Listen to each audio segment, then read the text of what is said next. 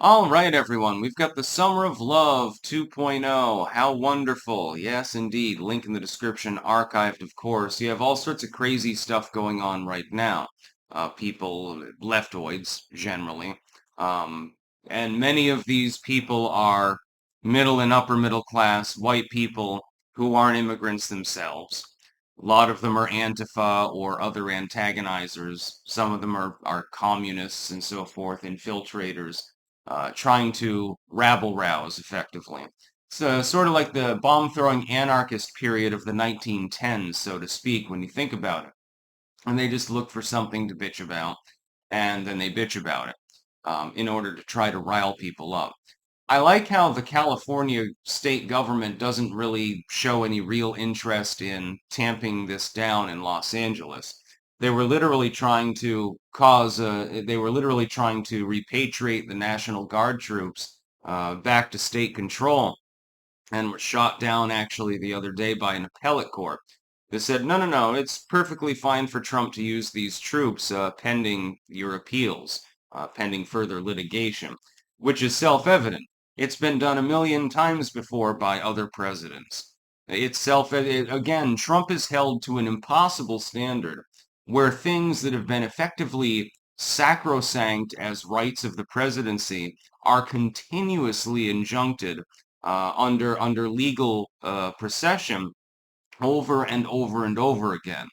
Whereas the prior administration that was letting millions of illegals into the country in a wanton manner was never held to the standard. Joe Biden had to blatantly violate the Constitution for any court battle to even exist at all. Like when he tried to give farm aid out on a race basis and things like that, literally discriminating against people. It was quite funny at the time, or restaurant aid, during the lockdownist period. Meanwhile, Donald Trump, if he sneezes, they'll declare it to be unlawful and they'll injunct his right to sneeze. So I guess, Donald, you're not allowed to use black pepper on your food. Not that I think that he's really a fan of heavy seasoning anyway, so probably not an issue. Another summer of love. Yes, indeed. And the California government is siding with the rioters, even though they're causing substantial property damage. There's a reason why the U.S. Marines are there. Just saying. And the crayon eaters, the jarheads. In Brooklyn, actually, the other day, there was several hundred youths decided to begin attacking vehicles and storefronts, actually, right here in Brooklyn, probably less than a mile away from where I am currently, or something along those lines. Um, and I thought this to be amusing. It's going to be more muted in New York than it would be LA. LA tends to be a lot more edgy, and there's a lot more of the leftoid thing. Like New York City leans heavily left, but it's mostly the sweater-wearing NPR cup types. It's not so much the Antifa left and things like that. So New York City, relatively speaking, I think the NYPD can probably handle the situation. I don't think that you're going to need the National Guard or anything like that. Although if the U.S. Marines do show up in New York City, be glad to shake their hands and say Semper Fi. Anyway, this is a ridiculous situation.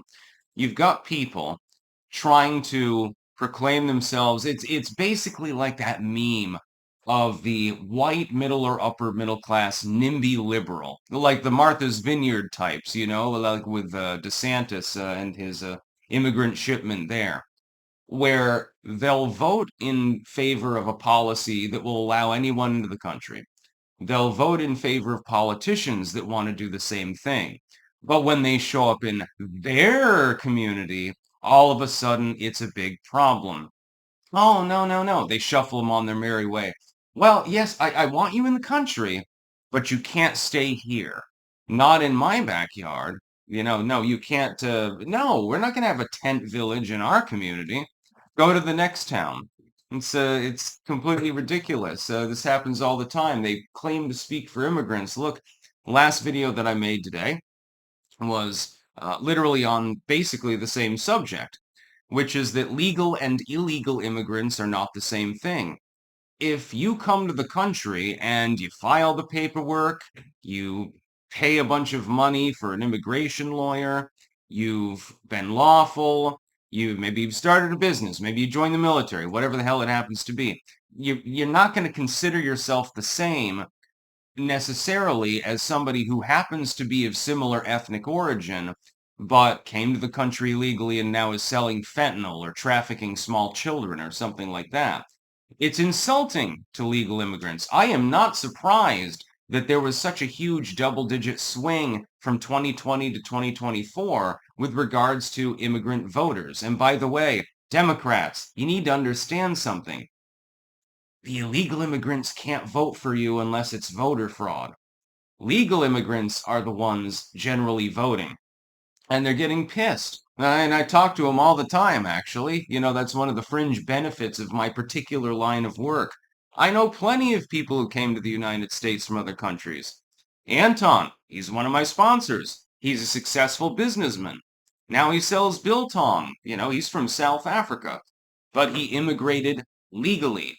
He did not simply say, I'm gonna, stow away on a cruise ship, and then I'm gonna swim across from whatever port I land at to Florida, and then, just disappear.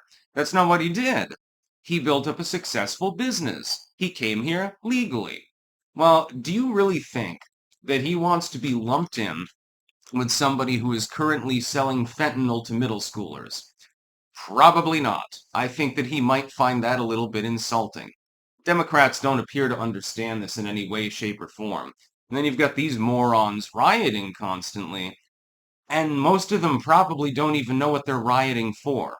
A lot of these people are just Johnny-come-lately leftoids that want to get violent. This happens all the time. I would love it if they weren't so volatile, if somebody would go out and interview a few of these people. Hey, what are you fighting for? And what is it? Well, man, the revolution, or something like that. What revolution? Well, Trump is evil. It boils down to like Orange Man bad and the system sucks and stuff. I agree that the system sucks. Don't worry, I'm totally on your side when you say that. But this is not the way to handle the situation, is totally unhelpful, and you don't even know what you're fucking fighting for half the time. That's about all. Peace out.